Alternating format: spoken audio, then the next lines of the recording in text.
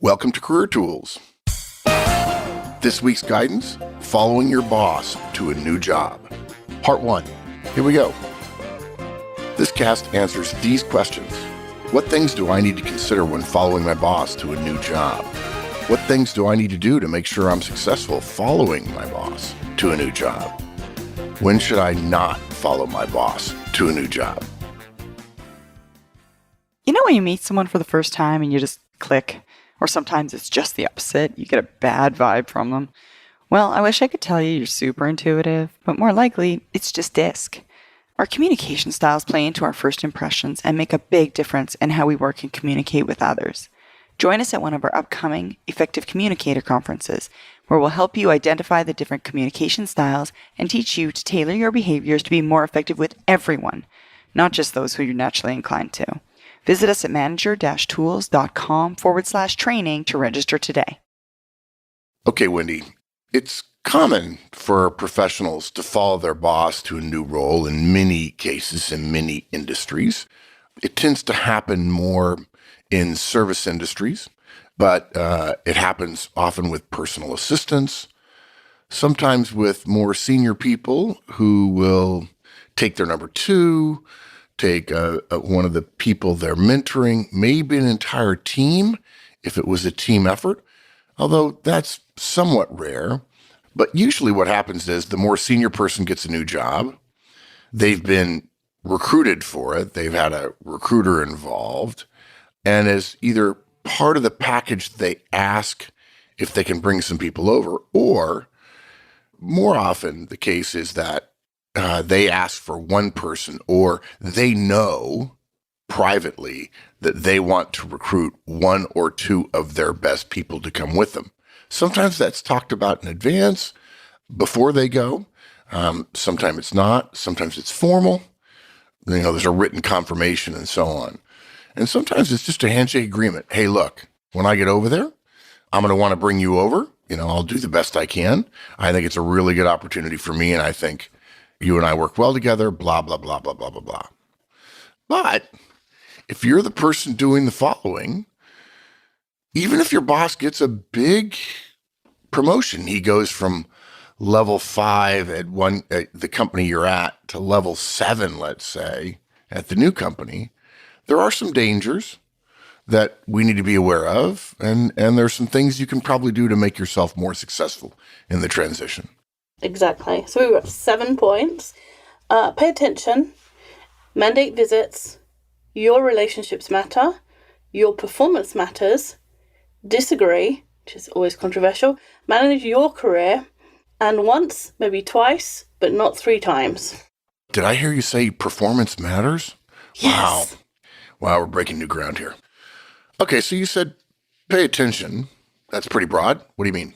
So generally speaking, there is a gap between the senior person going to the new role and the more junior person. So in this case, the person we're talking to right now. So your more senior colleague will go first, and then there'll be a gap, and then you'll go sometime after. Sometimes it's because there's an informal agreement between you and that person, and they need some time to be in the company and work it and find the job for you and make a space and socialize the fact that you're the best person for that job, and they need some time to do that convincing.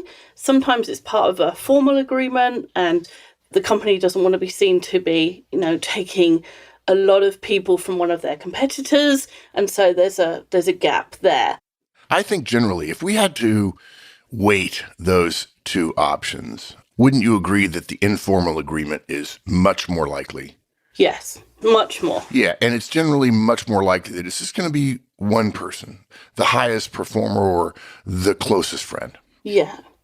But you can't take for granted that you are actually going to go to the new company. We have a podcast called The Dangle, which is about people who are offered jobs, and the company says when they offer the job, it's all right, we'll give you a pay rise in 6 months, or we'll promote you. We can't recruit you at this level, but we'll promote you in 6 months. And 6 months rarely comes. And this is the same thing. If effectively someone is saying to you, this is going to happen, this is what I'm trying to make happen, but you can't assume that thing is going to happen, because they can't give you that assurance, right? They can't say, unless they're starting their own company. then of course they can take who they want. That's not what we're That's talking not about really here, right? what, yeah, exactly. Right. And they're going to get caught up in the politics of the new company, and sometimes that means they can't offer you what they've promised in the timeline that they've promised, or to the job description or the salary, or maybe you can't go at all. And that means you have to be really paying attention to what happens in between that person leaving and you starting, potentially. If the communication suddenly reduces in frequency, so say they go to their new job and the first week you get an email every other day or a phone call, and then the next week it's like you get 2, and the week after that there's only 1, and then the week after that there's none, that's an indication that perhaps they're not going to be able to give you what they promised, and they don't want to tell you that. Yeah. Sometimes it's just that they're swept up, but it's something to be paying attention to and be sensitive to whether or not that's an indication of what's going to happen in the future. Yeah, I would also say something else relative to paying attention, which is keep in mind where your bread is buttered now. I've seen cases where people say, oh yeah, my boss is getting a new job and we've been working together for years. And maybe what's happened is they've gotten promoted 2 or 3 or 4 times within the company you're at, and they have helped you get promoted after them to the next level. Now, there's probably already an internal reputation thing going there where people say, oh yeah, she is helping him get promoted. She gets promoted and then helps him get promoted because he's really good and so on. And to tell you the truth, if that's happened, you should assume that some people think you're punching above your weight or that you are getting promoted based on your relationship, even if your performance is good. And what I think most bosses would say in that situation is they would probably say, yeah, look, maybe that's true, but you guys are missing the point. I'm not promoting him based on our relationship or solely on his performance. I'm promoting him based on his performance and his potential. Right? That's what promotions essentially can be about.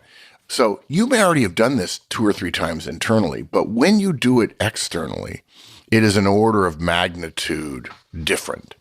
And what ends up happening is you've maybe been lulled into a situation where you think, hey, my relationship with her, she's dragging me to the top. And that absolutely happens.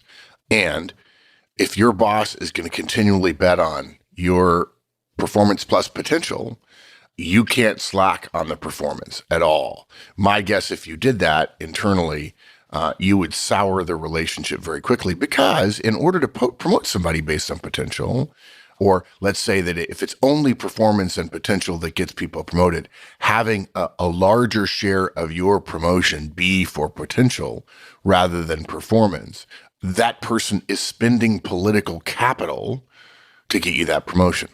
So if it's already happened internal and then you're going external, you've been lulled into a false sense of, okay, this is just sort of the same thing. And I got lucky and had a great boss who's a great mentor and a great developer of people. And she's been helping me enormously and so on. But you assume, therefore, it's going to happen. And so for the next 3, 4, 5 months, and it would not be unreasonable for it to be 3 or 4 or 5 months because they've got to move. They've got to get their family settled. They've got to build some relationships. It takes some time to build relationships and build up enough political capital that, yes, I want to bring somebody over, particularly if there was never any suggestion in the process from the hiring company they're going to do it. And what ends up happening is you take your eye off the ball on the company you're at. And there's a double whammy there because if, in fact, there's a perception that you've been being promoted on potential, and not purely on performance. In other words, you are not hitting home runs all the time. And it was easy for your boss to say, obviously, you're going to promote Joe here because Joe's awesome. And everybody says, yeah, he is. If that's not the case, there's an old saying, whom the gods would destroy, first they call promising. And what ends up happening is not only does your performance suffer because you're already gone in a way, which we understand the emotions of that, but in addition to your performance slacking off, now suddenly it appears that it really was your promotions were completely based on potential and probably now on relationship. In other words, your boss is gone and suddenly your performance stumbles a bit, oh, that will be seen as your boss has been covering for you. It's not been as good a move for all these promotions that you've gotten, even if it's just one or two. And you don't know whether or not it's going to happen.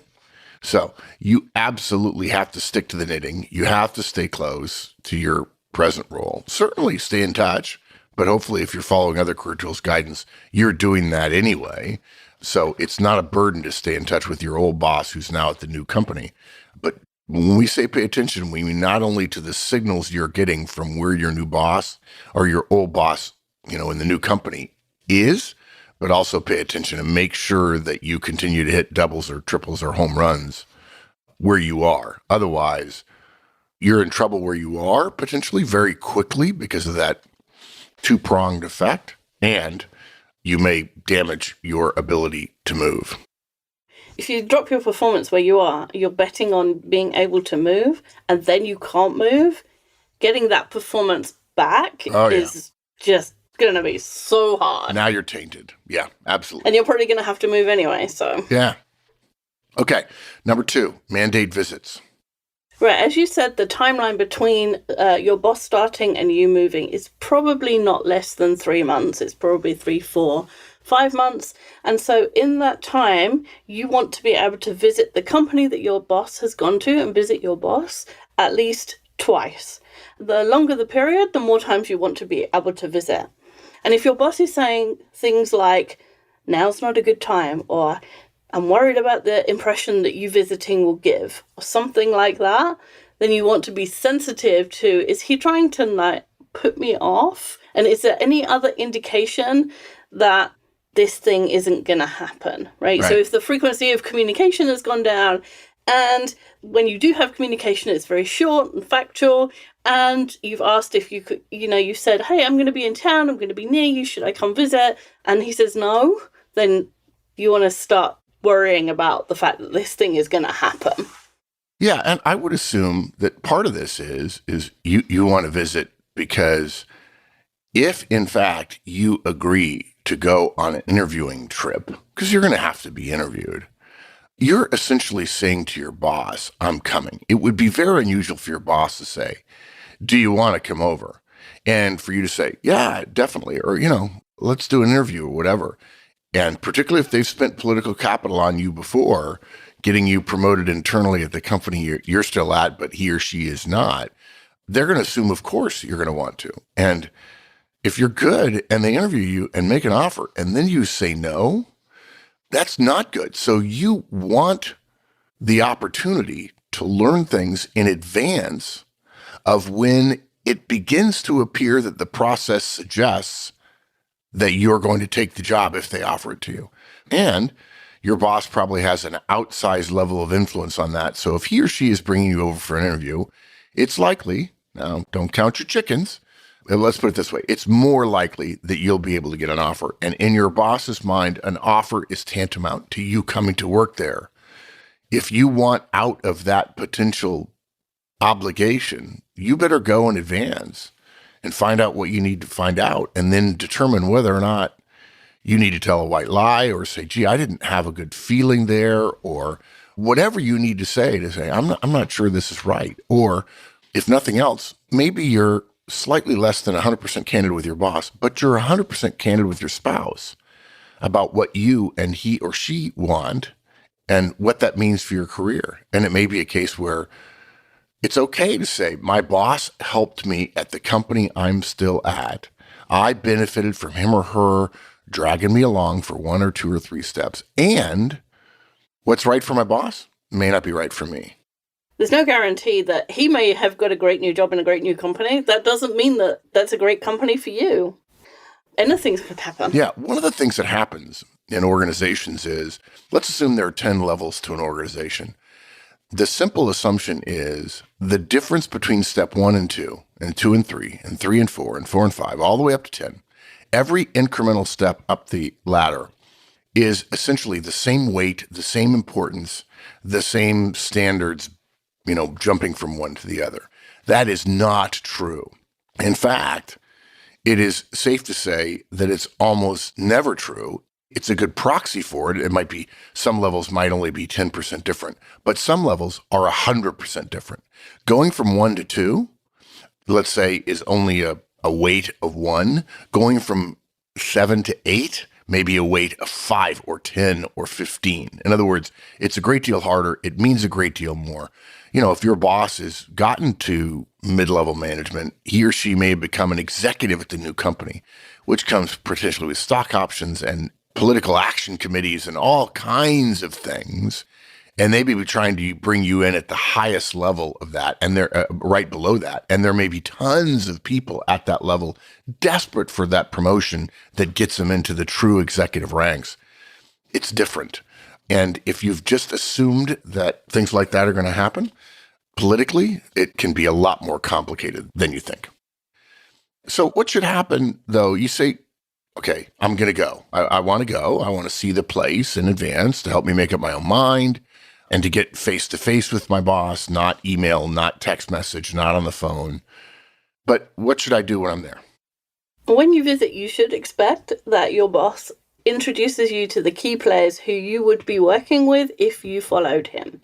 And it could be informal, it could be come to lunch with my team or come to lunch with the top 2 people in my team, or it could be some kind of formal meeting where they have some potential problem and your boss introduces you as somebody who has expertise in solving those kind of problems. An informal meeting is about building relationships and the beginning of your relationship with those other people in the team. And the second is demonstrating your abilities to the people who you might be working with, right? That's a really good sign because you get to show how good you are. And then when your boss says, hey, I want to bring this guy over, everyone's like, well, he was really good with that problem we had. Yeah, I'm with that. Yeah. I found that if a boss goes from A to B and now he's at B and then brings somebody in, an old friend, let's say, from A, and introduces him or her to their directs and maybe a couple of peers and say, I used to work with him at company A, or, he used to work for me at company A. He was my best guy. There is an assumption among reasonably intelligent, politically savvy people that this is a soft introduction. If it's been 3 or 4 months and your old boss now at company B is doing well, they'll perceive him or her to have the ability and the political capital to bring somebody over, to hire somebody for them, for the team. And I'm sure we'll talk about it more. There will be some perception of you as a rival, but you can't assume that you're coming in at a level that is between your boss and his or her directs because of your prior relationship. In fact, on a scale of 1 to 10, if your boss is 5 and his directs are 4, if you think you're coming in at 4.1 or 4.2 because of relationship, you'd be far better off thinking yourself of coming in at 3.5, particularly if your boss got a promotion when he or she moved. Because if you were a 3 at the old company and now your boss is a 5 at the new company, you're probably still a 3 and you're talking to 4s. So it's better to be a little bit humble in those conversations. And of course, you're right, be on your best behavior and actually downplay your relationship with your old boss and say, we miss him. You're lucky. He's good. I'm thrilled for him. And if somebody says to you, hey, is there some thinking that maybe you could be coming over? Oh, you would say, gosh, that's not even on my radar. You cannot say anything to suggest, even if your boss has hinted, that you let the cat out of the bag. And you can't even be coy about it and go, well, I don't know. We'll see. Because I don't know, we'll see means, oh yeah, but I can't say anything. Gosh, no, I'm just here. I'm on a business trip. I'm at a conference. Or, you know what? Frankly, I missed him and our daughters share the same birthday or something like that. Don't make something up. Don't lie. But again, you have to avoid that discussion. All right. Sorry, I interrupted. Took us on a tangent. That's okay. It was a good tangent. So if your boss does not introduce you around, then you should be worried because introducing you is the first steps to socializing you with the team that you will be joining them in due course. So, and socializing here means getting them used to the idea. Right. If your boss goes to lunch with you but doesn't introduce you, then it suggests that your relationship, that one between you, your boss, your former boss, and you, is outside of the company that he's now working for. And if that relationship is outside of that company, then, it's almost as if the door is closed of that company. If he's separating you, then it's likely that it will stay that way. Yeah. And if you do have a private meeting in your boss's office, and let's say that it has walls and he or she closes the door, there will be whispers. It will be unlikely that your boss will have said nothing to everyone regarding who you are. But regardless of that, if you come out of a closed door meeting, or for that matter, you have glass walls and they can see you're meeting with somebody, but they don't know who it is, and then you say, yeah, we used to work together, politically savvy people will assume something is coming. So you need to have the private meeting, and you also need to know how it's perceived in the minds of the people who may become your peers. Right, because people don't have meetings for no reason. Yes. They don't have meetings with their friends. Yeah. Just because they're friends, right? Meetings in companies happen for a reason. And so the most logical conclusion for anyone who sees you meeting with your boss is... Yeah. Who's that? They think he thinks you can help somehow. Now, what does that somehow mean for me? And if your boss mentioned to somebody in passing, oh, yeah, I got an old friend stopping by the office, and then comes out of the meeting and says, hey, I want you to meet my team. And then he says, yeah, we used to work together at company A. Somebody's going to put two and two together. Okay, next. Your relationships matter. Now we're assuming that you have gone to the new company. And it is not enough to join that new company and be average. Just because you got there because your boss took you, maybe you didn't go through the same recruitment process that other people in the team did, and you think, well, my boss already knows I'm a good guy, so, it happens that this week is not a good week for me, so I'm just going to barely be in the office, and he'll be fine with that because he was before. That's not going to work. Not going to work. It's not your boss that you're trying to impress, it's everybody else. And that's the same as when you got a new job anywhere, the first 90 days is about making relationships that will serve you through the rest of the time. You don't get to skip the relationship building piece just because you have a strong relationship with your former boss who is now your new boss. You need to build all of the same relationships that you would if you had come into that company completely fresh. Because at some stage, you're going to need your relationship with that person in order to achieve something. You can't always use your boss's relationships to get things done. You can't always say, hey, I need something from team B. Will you talk to their manager who's on your level and get them to do it for me? Yeah. You run out of favors very quickly. We need to do a cast on career goodwill. And folks, we're not going to get into a great deal of detail, but you should know that you have goodwill where you are. You've probably read, if you read the Journal or other business periodicals, you know that there is a thing on balance sheets of companies called goodwill. Well, you have it in your career. And when you leave company A and go to company B, you lose it all. And that's partly why you're compensated better, because they're paying you for the pain and suffering of rebuilding your goodwill. But you don't have any goodwill at the new company. And I've seen it happen before, that the assumption of the following person, the following direct, is that their boss's goodwill somehow slops over to them. That is technically true, but very quickly eliminated if, in fact, you don't work hard, and I would argue a little bit humbly, to build your own relationships and your own goodwill. You've got to work hard. And it's easy to miss it because you were working for him or her at the last place. You're working for him or her at the new place. You have a way of working, although, by the way, your boss may have changed 2 or 3 of his procedures or processes because that's how the new company does it. And if you were to just walk into your boss's office and sit down and chat for 15 minutes, because you did it at the old place because you had massive goodwill built up, and then suddenly the new guys who are your peers go, hey, he just walks right in and plops down. I didn't know that he did that. I didn't. Now you've got a target on your back. And the target will go away if you have great goodwill with other people besides your boss. But that assumption that somehow the relationship is what matters with your boss and the goodwill somehow transferred because you and your boss came over and that gives you an aura of effectiveness and maybe a little bit of invincibility, you'd be mistaken. You're starting over, and just because you think your boss made it easy for you to make the transition, don't assume that it goes any further than the offer they're going to make you, because you start over after that.